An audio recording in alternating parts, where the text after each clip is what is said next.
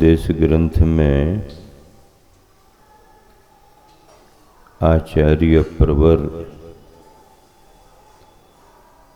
भेद विज्ञान की बात कर रहे हैं। भेद विज्ञान का मतलब है मिले हुए दो पदार्थों को अलग अलग समझ लेना। अलग अलग को तो अलग समझा ही जा सकता है, लेकिन अगर कोई मिक्स हो गए हैं तो उस मिली हुई अवस्था में से भी उनके गुण धर्मों को लेकर के अलग अलग समझ लेना, ये यथार्थ दृष्टि मानी जाती है। ऐसा करना सभी को आसान नहीं होता। जिन्होंने तत्व को समझा है, तत्व की व्यवस्थाओं को समझा है, वही इस भेद विज्ञान को प्राप्त कर सकते हैं। भेद विज्ञान की चर्चा में अपने गुरुवर आचार्य श्री ने 3 तरह की व्याख्याएं की हैं।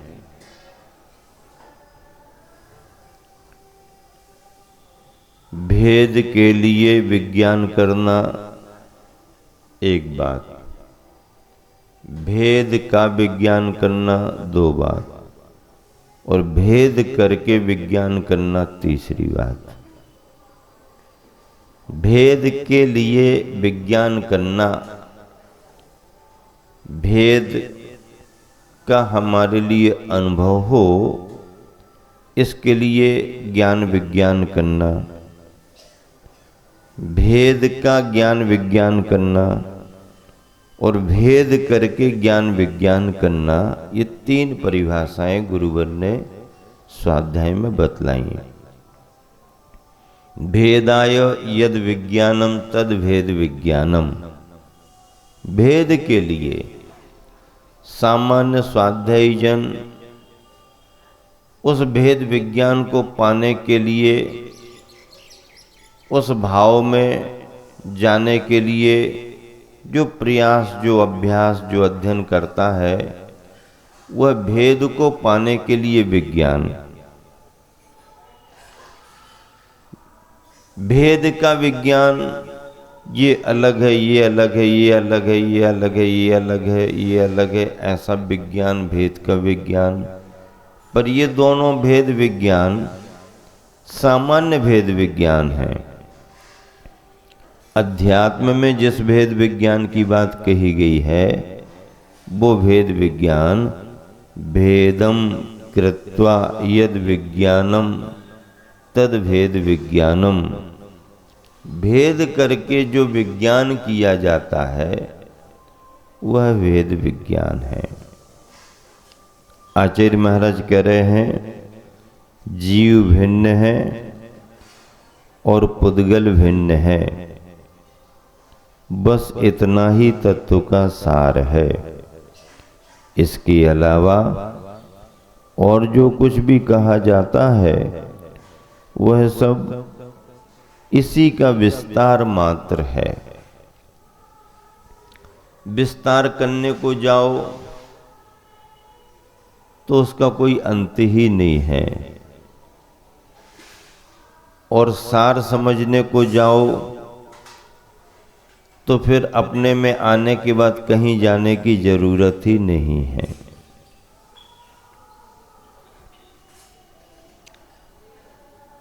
एक बार कुछ पंक्तियां पढ़ने में आई, सार क्या है और विस्तार क्या है। रामायण लिखी गई, रामायण के महापात्र हैं, रामायण का महत्व है, रामायण का कथन है, लेकिन उस सार को भी कितना बड़ा विस्तार दे दिया गया। तभी तो पुराण ग्रंथ बनते हैं, तभी तो कथानक बनते हैं। अब मूल कहानी कितनी सी है? मूल कहानी इतनी है, पंक्तियों में लिखा था, एक राम एक रावण, एक का नाम राम एक का नाम रावण, एक राम एक रावण, बे क्षत्रि बे बामन। ऐसा हिंदू कथानकों में आता है।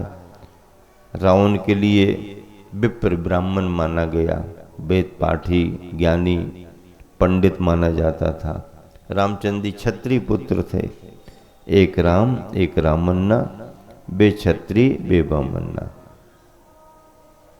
उसने उनकी नार चुराई, सो उनने उनकी लंका जलाई। बात हती न बातन्ना, तुलसी जी लग गए पोथन्ना। अब इतनी कहानी तो समझ लो तुम्हारी हमारी संसार के भाव परावर्तनों में किसी की भी बन सकती है, लेकिन उस प्रसंग को लेकर के अगर विस्तार किया गया है तो ये भी एक दृष्टि है। सार का विस्तार करना भी एक दृष्टि है और विस्तार का सार बनाना भी एक दृष्टि है। लेख बड़े लिखे जाते हैं, प्रस्तावना अलग होती है, मूल विषय अलग रहता है, उसमें से ये वो अलग रहता है और समरी उपसंहार उसका अलग रहता है। कई बार व्यक्ति को समय कम होता है तो कहता भैया देखो टाइम कम है, आप तो सार की बात बता दो, हम समझ जाएंगे। सूत्रों को लिखने की व्यवस्था यही है। टीकाओं में विस्तार होता है, सूत्रों में गाथाओं में संक्षेपीकरण होता है। तो जीव अलग है, पुद्गल अलग है, सारी तत्व व्यवस्था का सार यही है। अजीव के बारे में कितना भी पढ़ो लिखो, आश्रव के बारे में सुनो समझो, बंध के बारे में सुनो समझो, निर्जरा संबर के बारे में सुनो समझो, मोक्ष के बारे में सुनो समझो, सबको सुनो समझो। सार क्या पकड़ में आएगा? सार क्या पकड़? सातों तत्वों में महत्वपूर्ण सभी तत्व नहीं है। ये तत्व तो दो तत्वों से ही बने हैं। अगर मूल में दो तत्व ना हो तो सात तत्व की व्यवस्था ही ना बने। इसलिए आचार्य नेमिचंद सिद्धांत चक्रवर्ती नेमिचंद सिद्धांती देव आचार्य महाराज ने अपने द्रव्य संग्रह के मंगलाचरण में क्या कहा? जीव मजीवम दब्बम।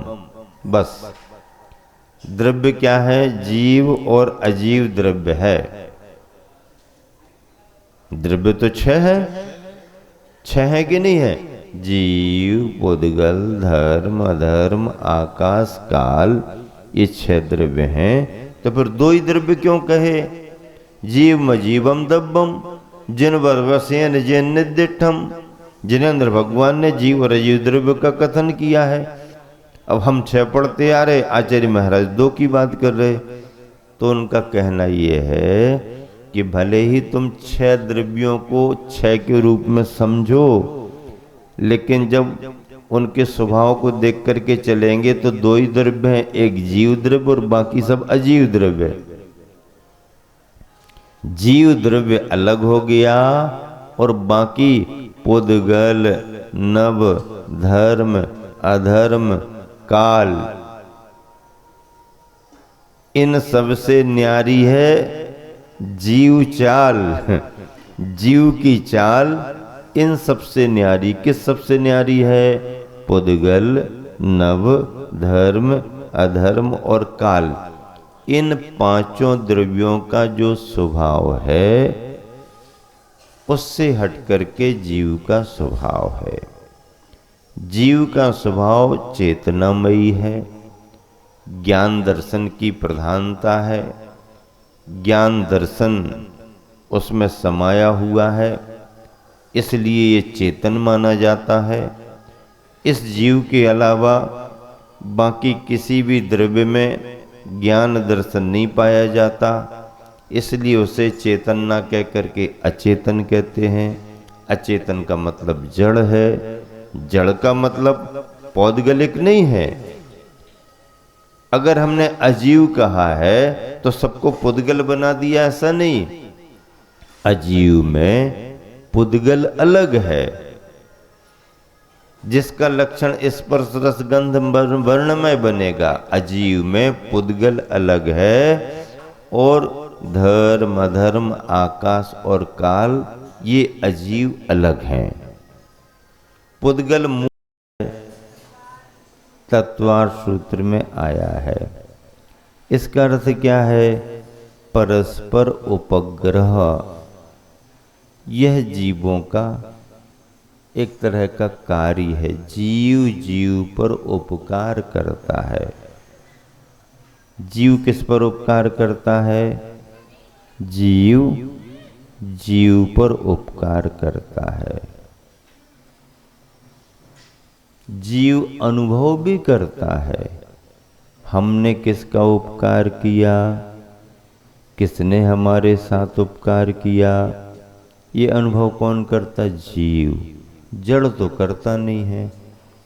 आप किसी को सम्मान में मुकुटमाला पहनाओ, उसके बारे में 4 अच्छे शब्द बोलो, तो उसको महसूस होता है कि इन्होंने हमारा स्मरण किया, हमें सम्मान दिया, क्योंकि जीव जीव है। अब अगर किसी दीवाल को तिलक लगाओ, किसी पत्थर को माला पहना दो, तो वो महसूस करेगा क्या? नहीं कर पाएगा।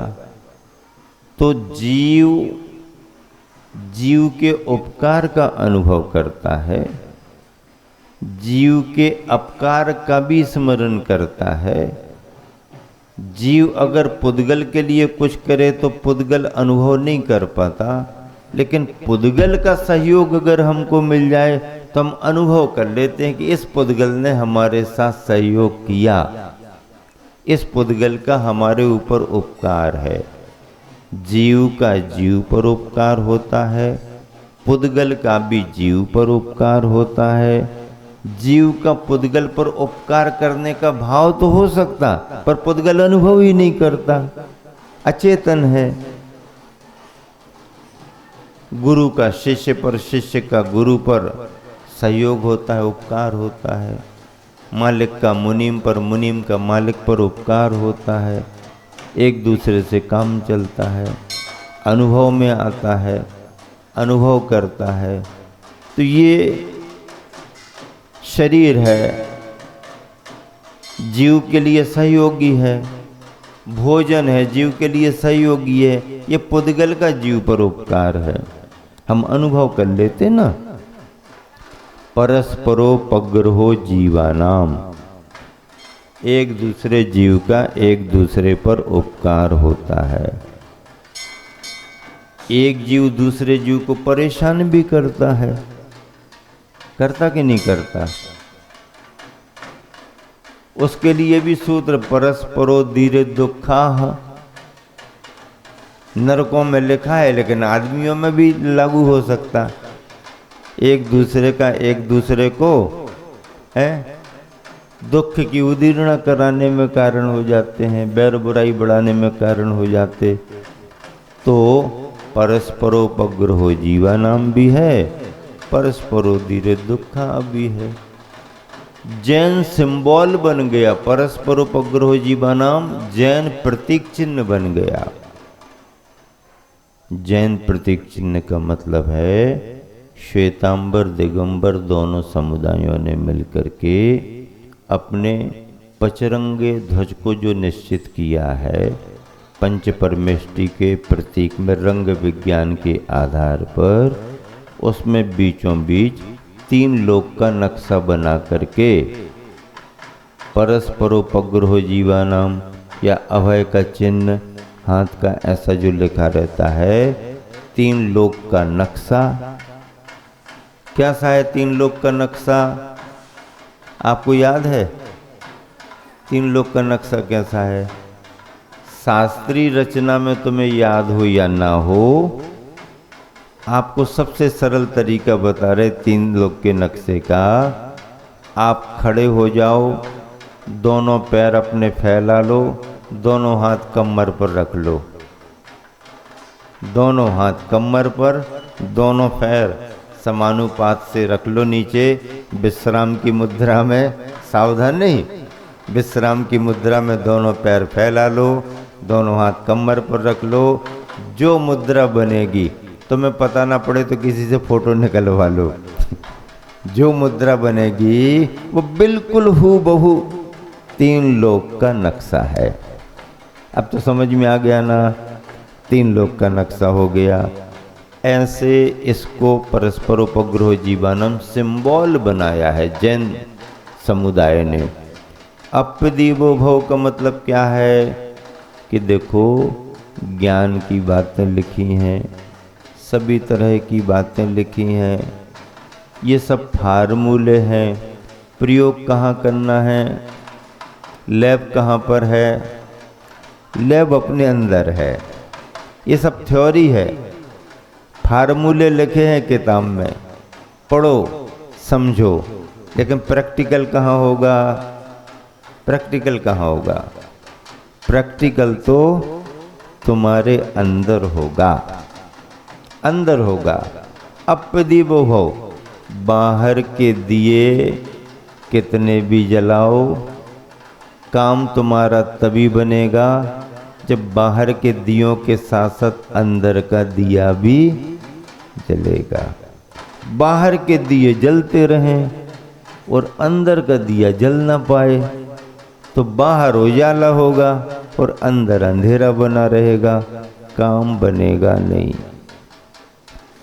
काम तो तब बनेगा जब अंदर का तुम्हारा दिया जले, लेकिन अंदर का दिया डायरेक्ट नहीं जलेगा, पहले बाहर के दिए जलेंगे तब कहीं जाकर के अंदर का दिया जलेगा। अपदीवो भव नानम नरस्य सारम,